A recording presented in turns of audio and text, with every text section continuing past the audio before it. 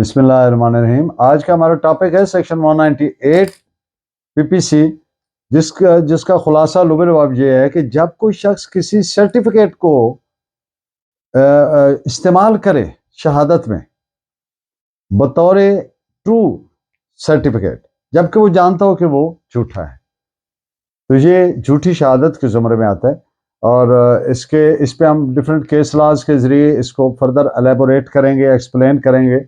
और आज एक मैक्सिम डबल जेपर्डी जिसको कहते हैं, autrefois convict, autrefois acquit, और इसके अलावा चंद अशार आपकी खिदमत में पेश करेंगे। आप समझे किसी तौर से लेक्चर आपके लिए मुफीद है तो सब्सक्राइब ज़रूर कर दिया करें ताकि हर लेक्चर आप तक पहुंचता रहे। To start with, I firstly read out the definition of section 198 as contained in PPC. Whoever corruptly uses or attempts to use any such certificate as a true certificate, which knowing the same to be false in any material point, shall be punished in the same manner as if he gave false evidence. यानी जो कोई शख्स करप्टली, लफ्ज़ी मानी उर्दू में करीब तरीन बदनुमानी से, खराबी से वगैरह, आगे इस पे बात कर लूंगा, फर्दर एक्सप्लेन करें। जो कोई करप्टली इस्तेमाल करता है किसी सर्टिफिकेट को या इस्तेमाल करने की कोशिश करता है, ऐसा कोई सर्टिफिकेट बतौर सच्चा सर्टिफिकेट जिसे वो जानता है कि वो किसी अहम नुक्ता पे, इन एनी मटीरियल पॉइंट, झूठा है, तो उस शख्स को ऐसे ही सजा दी जाएगी जैसे कि उसने अदालत में झूठी शहादत दी हो।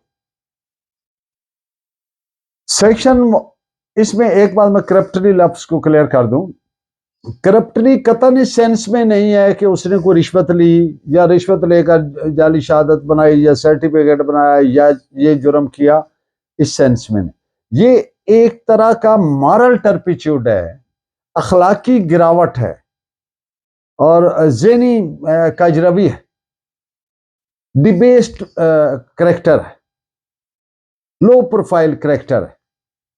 यहाँ पे सेक्शन 197 और 198 में इस सेंस में इस्तेमाल हुआ है, रिश्वत लेने देने के सेंस में कतन इस्तेमाल नहीं।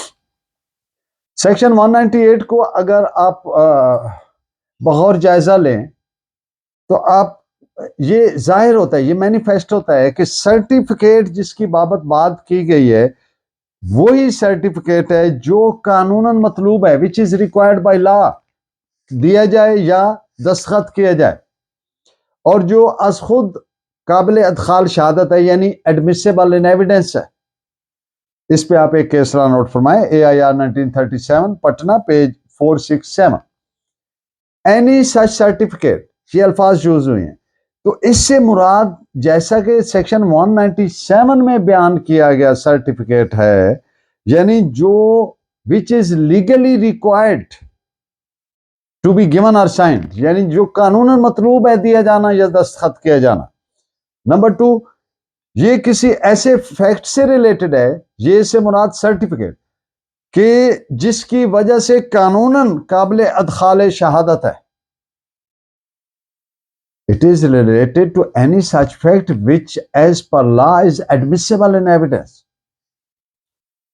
बगैर किसी फर्दर इसको प्रूव किए जाने के, यानी ये खुद ही एक तरह की शहादत है, इसके लिए फर्दर सबूत साबित करने के लिए मजीद किसी एविडेंस की जरूरत नहीं है।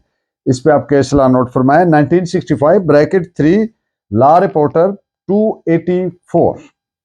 सेक्शन 198 के तहत किसी शख्स को सजा इस वजह से नहीं दी जा सकती कि उसने अपने वालिद का बर्थ सर्टिफिकेट जो कि म्यूनिसिपैलिटी ने इशू किया था उसको फाइल किया कोर्ट में, इसलिए सजा नहीं दी जा सकती कि वो तो not, that was not required by law, एक बात टू बी गिवन और टू बी साइंड, और दूसरी बात कि इस तरह का सर्टिफिकेट आज खुद कानूनन तो काबिल अदखाल शहादत नहीं है, पर she is not admissible in evidence. बल्कि उसको प्रूव करने के लिए उस म्यूनिसिपैलिटी का चेयरमैन पेश होगा और उसको इंडोर्स करेगा कि ये दुरुस्त है और ये मैंने जारी किया है, तो फिर ही वो प्रूव होगा। इसलिए उस शख्स को सेक्शन 198 के तहत सजा नहीं दी जा सकती। This is reported as AIR 1937 Patna page 467।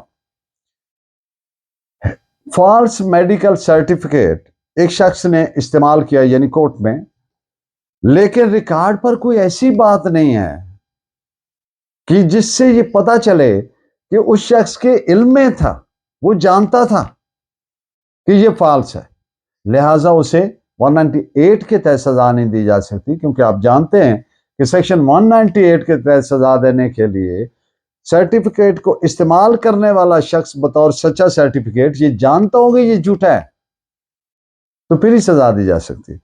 तो so this is reported as AIR 1944 Calcutta page 448। आज का मैक्सिम है आर्टरीफाइस कॉन्विक्ट, आर्टरीफाइस एक्विट। इसको कॉमन पार्लेंस में, लीगल पार्लेंस में प्रिंसिपल ऑफ डबल जेपर्डी भी कहते हैं। इसका मतलब होता है कि एक शख्स जिसका ट्रायल किया गया और उसको सजा हुई, कन्विक्ट हुआ, तो उस शख्स का दोबारा उसी केस में उसका ट्रायल नहीं किया जा सकता, सजा नहीं दी जा सकती। एक बात। दूसरी बात यह है कि उन्हीं फैक्ट्स पर अगर कोई किसी और कानून के तहत जुर्म बनता है तो भी उसका ट्रायल और नहीं किया जा सकता और सजा नहीं दी जा सकती। इस बेस ये जो प्रिंसिपल है, इस पर एक सेक्शन 403 है CRPC की जो प्रोटेक्ट करती है। आर्टिकल 13 है कॉन्स्टिट्यूशन ऑफ पाकिस्तान 1973 का, जो प्रिंसिपल ऑफ डबल जेपर्डी पे बेस्ड है। और आर्टिकल 15 है कानूनी शहादत का। ये तीन मुख्तलिफ सेक्शंस हैं, आर्टिकल्स हैं जो प्रिंसिपल ऑफ डबल जेपर्डी और ये जो आर्टरीफाइस कॉन्विक्ट, आर्टरीफाइस एक्ट के प्रिंसिपल को हर शहरी को ये हक देते हैं कि डबल पनिशमेंट नहीं हो सकती। और इस डबल जेपर्डी के प्रिंसिपल पे अहम तरीन चंद फैसले हैं, वो आप नोट फरमा लें। PLD 1993 supreme court page 247, AIR 1939 Calcutta page 65, 1997 MLD 1692, PLD 1965 Lahore page 349 and 2000 YLR 2173। आज के दो खूबसूरत शेर। हम फकीरों की सूरतों पे न जा, हम कई रूप धार लेते हैं। हम फकीरों की सूरतों पे न जा, हम कई रूप धार लेते हैं। जिंदगी के उदास लम्हों को मुस्कुरा के गुजार लेते हैं। आपका बहुत शुक्रिया। Please keep watching and guiding me by your valuable comments. अल्लाह नेगेबान।